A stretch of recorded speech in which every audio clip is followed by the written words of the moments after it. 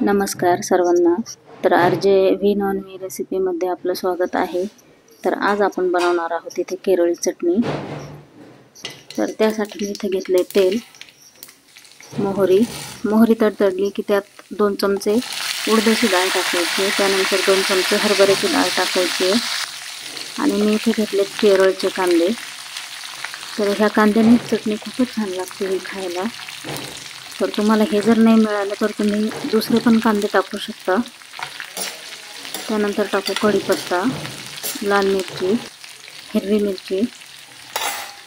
लाल आणि हिरवी मिरची तुम्ही तुमच्या आवडीच्या हिशोबाने घेऊ शकता, तिखट कमी जास्त।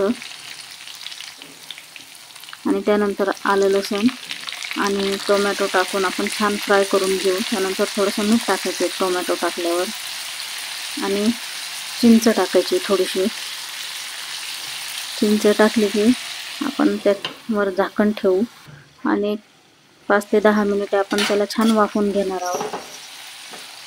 सॉफ्ट झालं पाहिजे असं छानपैकी।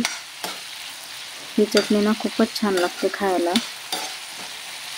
चपातीसोबत, इडलीसोबत किंवा भातासोबत तर खूपच छान लागते। तर हे बघा अशा प्रकारे सॉफ्ट झाले पाहिजे टोमॅटो पण। त्यानंतर त्यात टाकू लाल तिखट, 1 चमचाभर टाकलंय मी। तुम्ही तुमच्या आवडीच्या हिशोबाने तिखट कमी जास्त करू शकता। याचा रंग पण छान येतो तिखटाने, किंवा तुम्ही बेडगी मिरची सुद्धा वापरू शकता यात रंगासाठी।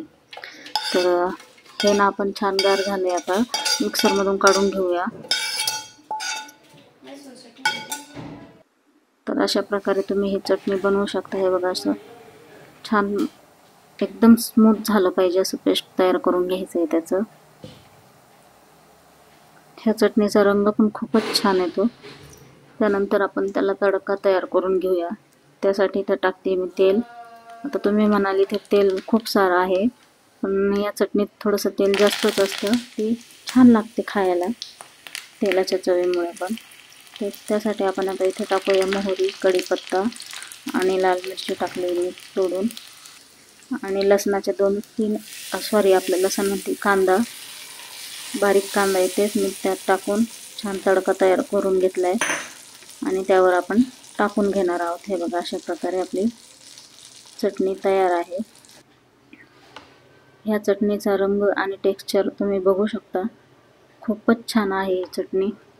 तर तुम्ही ही चटणी एकदा नक्की ट्राय करून बघा, आणि रेसिपी आवडली असेल तर लाईक, शेअर, सबस्क्राईब करायला विसरू नका। चला तर भेटूया नवीन व्हिडिओमध्ये, तोपर्यंत बाय बाय।